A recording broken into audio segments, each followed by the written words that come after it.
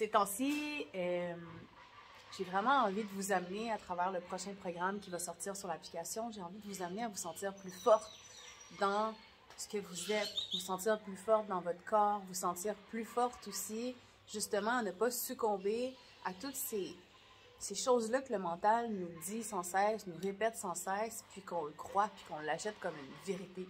Alors que dans le fond, c'est simplement des pensées, puis que quand on est capable de prendre la hauteur, puis de les observer, puis de ne pas se laisser contrôler par ça, on devient maître de soi en quelque sorte, puis on peut choisir, on peut devenir libre parce qu'on choisit comment on a envie de se sentir. On ne va pas se laisser comme happer par des pensées, mettons, ah, je suis pas capable, je suis pas assez bonne, parce que, tu sais, dans le fond, puis ça peut aller loin, là, ça peut tourner en boucle, ok? Fait que je vais vous lire comme un petit passage que je trouvais vraiment le fun.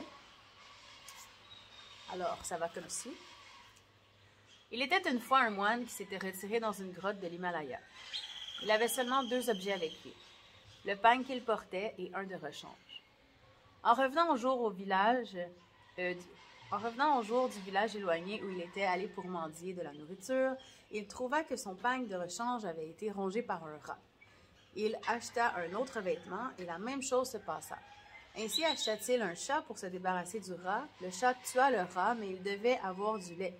C'est difficile d'acheter du lait dans un village indien comme course journalière, cela aurait pris trop de temps. Le moine acheta une vache. C'est également difficile de nourrir et traire une vache. Satisfaire ses besoins, s'occuper d'un chat et poursuivre une pratique spirituelle intense. Ayant besoin d'aide, le renonçant se maria et tout ce à quoi il avait renoncé lui revint. Il faut toujours être prudent. Un désir peut se multiplier et détruire les meilleures intentions. Le secret pour vaincre la tyrannie du mental est de ne pas jouer le jeu. En contrôlant continuellement le flux des pensées ou en les observant sans s'identifier à elles, on peut les immobiliser pendant la méditation. Le vrai soi est révélé et on fait l'expérience de la conscience, de la pleine conscience. La réalisation de l'unité, de toute existence manifestée ou non manifestée, est le but de la vie humaine. L'unité existe déjà, c'est notre vraie nature, mais elle a été oubliée à cause de l'ignorance. La suppression du voile de l'ignorance, de l'idée que nous sommes enfermés dans un corps et un mental, est le but suprême de toute pratique spirituelle.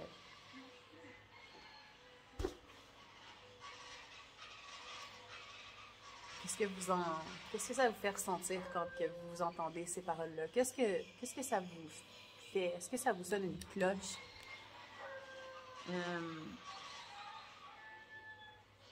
J'ai envie de continuer avec un autre passage, puis après ça, je vous laisse à vos trucs.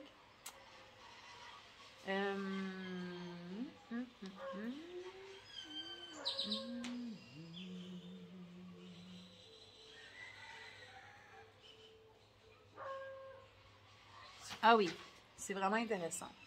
Ça dit, sur un plan purement physique, la méditation aide à prolonger le processus anabolique de croissance et de réparation du corps et elle réduit le processus catabolique de dégénérescence. Ordinairement, le processus anabolique prédomine jusqu'à l'âge de 18 ans. Entre 18 et 35 ans, le processus catabolique s'installe. La méditation réduit de manière significative ce déclin à cause de la réceptivité innée des cellules du corps à ces douces vibrations. Ce n'est que récemment que les scientifiques ont pris conscience de la relation entre le mental et les cellules. Il y a quelques années, ils réagissaient avec un extrême scepticisme aux démonstrations yogiques de contrôle mental des fonctions supposées involontaires comme le battement du cœur, la respiration, la circulation. Ils pensaient que le système nerveux anatomique était indépendant de tout ce processus mental conscient. Les techniques de biofeedback, cependant, prouvent que la plupart des fonctions du corps peuvent être contrôlées par la concentration. La recherche moderne a établi le fait que le mental peut contrôler l'activité d'une seule cellule, aussi bien que d'un groupe de cellules. Chacune des cellules du corps est gouvernée par le mental instinctif et subconscient.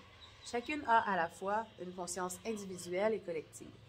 Quand des pensées et des désirs se versent dans le corps, les cellules sont activées et le corps obéit toujours à la demande d'un groupe de cellules. La méditation est un puissant tonifiant. Durant la méditation, il y a généralement une immense accélération de l'énergie vers les cellules individuelles. Aussi bien que les pensées négatives peuvent les polluer, les pensées positives les rajeunissent et retardent le déclin. Pénétrant toutes les cellules, les vibrations peuvent prévenir et guérir les maladies. La méditation est aussi un puissant tonique mental et nerveux. Les vagues apaisantes qui montent exercent un effet favorable sur le mental, les nerfs, résultant d'un état mental positif prolongé. Ainsi, le monde intérieur obéit aux commandes du mental et améliore la santé physique, l'acuité mentale et le calme. Chaque individu possède des potentialités et des capacités inhérentes. Ses incarnations passées. Il apporte à sa vie un réservoir de puissance et de connaissances. Durant la méditation, ses facultés non soupçonnées émergent. Des changements surviennent dans le cerveau et le système nerveux car il se forme de nouveaux courants, canaux, vibrations et cellules. En complément à de nouvelles cellules, sensations et sentiments, on acquiert de nouveaux modes de pensée, une vue nouvelle de l'univers et la vision de l'unité. Les tendances négatives disparaissent et le mental devient stable. On goûte la parfaite harmonie, la joie qui ne peut être troublée et la paix durable.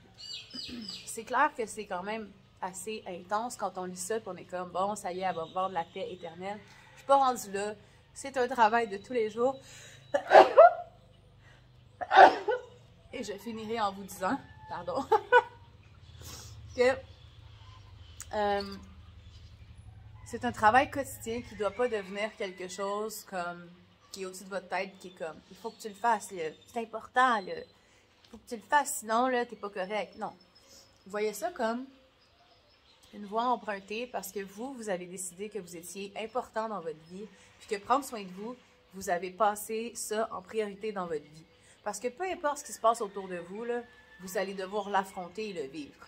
Fait que c'est aussi bien que vous soyez prêts, parce que vous avez pris soin de vous, donc la façon que vous allez avoir d'aborder cette situation-là, de vous sentir dans cette situation-là, la décision que vous allez prendre sur cette décision-là va être beaucoup plus posée, va être beaucoup plus en alignement avec vous, puis le résultat va être complètement différent par rapport à ce que vous ressentez, puis au dénouement peut-être de cette situation-là, versus, de toute façon, ça va vous arriver, ce que vous avez à vivre va vous arriver. Fait que si vous ne prenez pas soin de vous, puis que vous continuez, puis surtout en ce moment, si vous sentez déjà un mal-être à l'intérieur de vous, mais que vous ne faites aucune différence à votre vie, ben vous allez quand même répéter toujours le même pattern. Donc, je pense que le truc, c'est d'y aller un petit peu à la fois, un petit pas à la fois, un petit jour à la fois, comme écouter une capsule pour en savoir plus. Peut-être commencer à pratiquer la méditation. Peut-être commencer à vous observer dans vos réactions. Commencez à vous intéresser peut-être à ça, à ces petites choses-là. Comment je pourrais me faire du bien aujourd'hui? Comment je pourrais connecter avec mon monde intérieur aujourd'hui? Est-ce que j'ai tendance, c'est quoi mes patterns? Est-ce que j'ai tendance à comme rien faire puis penser que ça va changer tout seul? Est-ce qu'au contraire, je m'en donne trop puis je suis trop dans le développement personnel puis ça n'en vient que j'en vomis quasiment? Comment ça se passe? Est-ce que je suis capable, est-ce que je suis confortable de juste m'asseoir avec moi-même puis de juste observer ce qui se passe en dedans de moi, ressentir? Comment ça me fait sentir? Est-ce qu'automatiquement, j'embarque dans la réaction puis je fuis en faisant d'autres choses? Ou je suis capable de rester là et faire « Ah, OK, ça m'habite en ce moment, parfait. » Continuez à respirer là-dedans puis essayez juste de mettre du calme. C'est comme quand vous êtes dans une posture physique puis qu'il y a comme une sensation où vous êtes quand même confortable à respirer. Puis plus que vous respirez, la tension va tranquillement se relâcher. On dirait que je vous parle comme quand j'enseigne. Mais c'est ce que ça fait aussi dans le mental. Puis,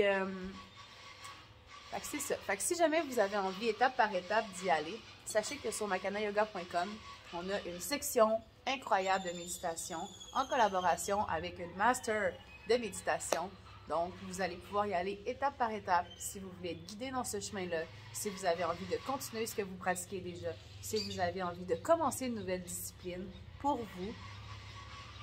C'est une des clés. Si en ce moment, vous vous sentez peut-être pas à votre meilleur, l'important, c'est que vous fassiez une action en ce sens pour créer un nouvel état. Et puis, souvent, on va vouloir créer un nouvel état en enlevant quelque chose. Mais pour créer un nouvel état d'être, c'est en ajoutant quelque chose. Ah, merci Lolo. On a du compost, puis elle est allée fouiller dans le compost. Bon, thanks. Non, pas ici.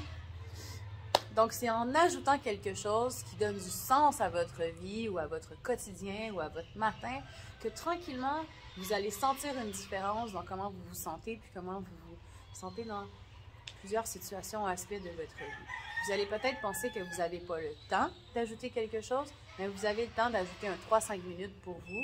Puis tranquillement, vous allez vous rendre compte que lorsque vous faites quelque chose qui a du sens pour vous et que vous engagez envers vous-même pour vous faire du bien par rapport à une situation que vous n'avez plus envie de subir, que vous n'avez plus envie, non Lolo, que vous n'avez plus envie de ressentir parce que c'est pas agréable, vous allez commencer à sentir que vous avez plus de temps parce que cette chose-là que vous allez ajouter va avoir du sens, puis vous allez y avoir mis une intention. Fait que si vous commencez par exemple à vous asseoir 3-5 minutes par jour, ou ça peut même aller, vous allez marcher en silence, vous pouvez mettre des écouteurs, tu sais, là, des écouteurs sans fil, puis que ça coupe le son. Puis vous marchez, puis vous vous concentrez sur votre respiration. Il y a moyen d'aller faire de la méditation, pas juste assis en indien, là, en ayant les mains en chandra. Il y a moyen de juste faire quelque chose dans votre quotidien, comme marcher, mais méditer en même temps. Vous pouvez commencer par ça, tranquillement, pour calmer le mental. Si en ce moment, s'asseoir, c'est trop anxiogène, c'est trop stressant. Oh mon Dieu, m'asseoir demain puis attendre, c'est trop intense. OK? Il y a différentes techniques qu'on vous apprend. Et vous pouvez vraiment partir de là où vous êtes pour aller vers un état où vous allez finalement être capable de vous asseoir, puis vous observer, puis juste relâcher. Alors, j'espère que cette capsule vous a aidé. N'hésitez pas à m'écrire en commentaire, ça me fait plaisir. J'adore répondre à vos commentaires. Passez une belle journée et, au plaisir de vous voir sur la plateforme. Bye!